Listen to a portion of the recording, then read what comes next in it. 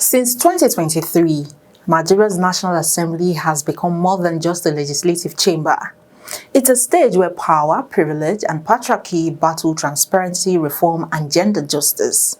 Today on Unbiased with Enito, we ask a pointed question. Why do fellow senators appear to hate Natasha Akpoti Uduaghan? This is not just about one senator. This is a mirror reflecting how Nigeria treats outspoken women in power and how the very chamber meant to defend democracy may be silencing it. Instead, Senator Natasha Akpoti Uduaghan is no stranger to controversy.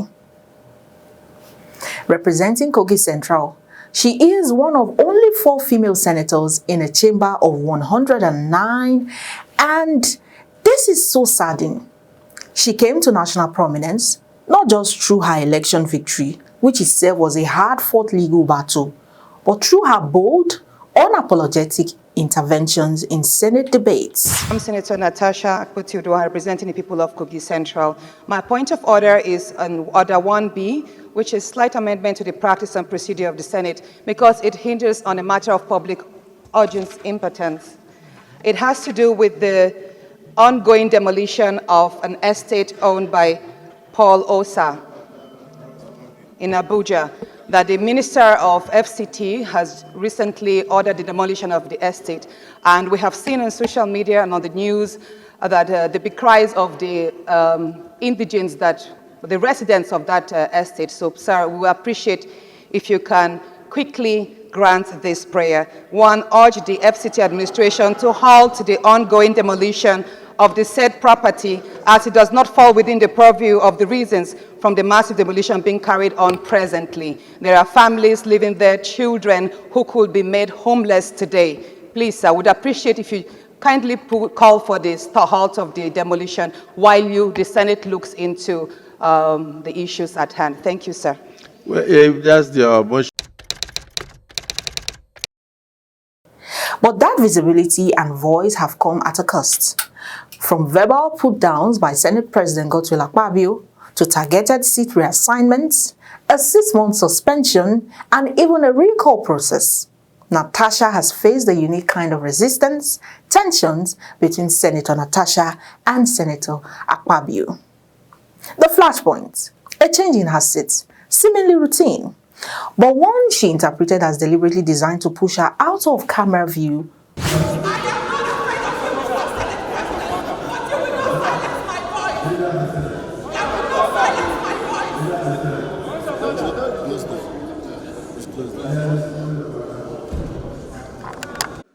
I hope the renovation will not turn us into South African Parliament, where you hear Malema, Malema, Malema, sit down, Malema, sit down, Malema, sit down. And that is because we know how the electronic system ought to work. I recall that in the 8th Senate, I had almost a similar issue where seats were reallocated as a result of movements. What followed was a heated exchange and a 6-month suspension. That language matters, not just because of its tone, but because of its gender implications. Night Globe. Disgrace to womanhood. These are not just insults. They are coded attacks meant to reduce women in power to caricatures, loud, unruly, unfit. In a shocking twist, Senator Natasha recently alleged that Senate President Godswill Akpabio wants her assassinated. She made this claim publicly, and in response, Akpabio petitioned the Inspector General of Police, demanding legal action. Shortly after, her Senate-assigned security detail was withdrawn, an unprecedented move in a country where political assassinations are not imaginary. Of how corrupt the institutions are, and that even the good people in this institution that are trying to resist corruption, how they get punished and intimidated. How long will I keep quiet? Especially when I knew that many women are going through the same thing that I went through there. Many of our daughters who are probably in universities, no matter how intelligent they are, some lecturers will have asked them to sleep with them before. It's a reality and nobody talks about it enough. Even in the banks or other corporate arena, we have some of our wives, our sisters, our mothers. Even though they are married, you will see their bosses asking for their bodies in exchange for promotion. This isn't just political beef. This is about safety and it raises serious questions.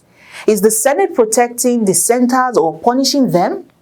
Is there an institutional culture of silencing female voices? The drama didn't end there. In March 2025, a group of Kogi Central constituents filed a petition to recall Senator Natasha, accusing her of gross misconduct and embarrassing Kogi Central. INEC later dismissed the recall, citing procedural flaws. But why is she being targeted when many male senators with zero legislative records continue their tenures undisturbed?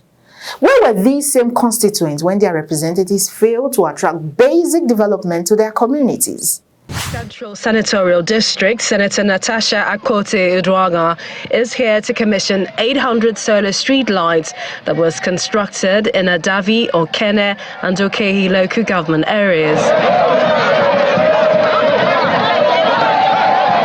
The senator facilitated the funding of the project by the federal government as part of her campaign to make life comfortable for the people. It took us barely 1 week to install 800. The last I counted was we had installed 800 street lights across 3 local governments, Adavi, Okehi, and Okene.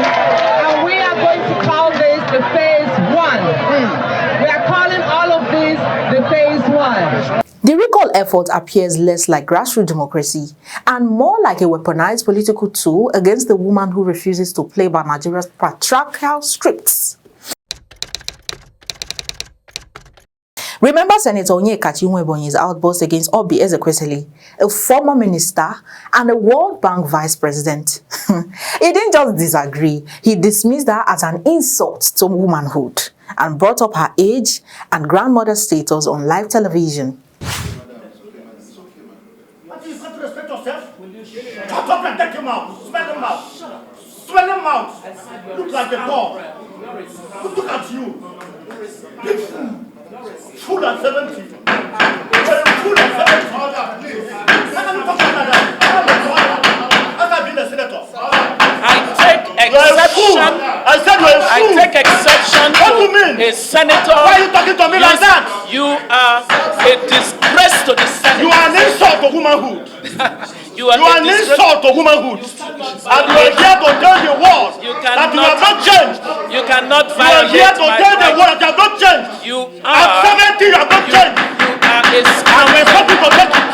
I will not You take are it. a scoundrel. I will not take it. To insult. That is why you can never be here. People like you can never be here.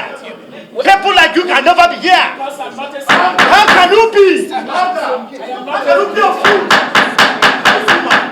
Let's be clear, that wasn't a policy disagreement. That was a display of raw misogyny. And it tells us this: for many men in power, it is not just what a woman says, it's the fact she dares to speak at all.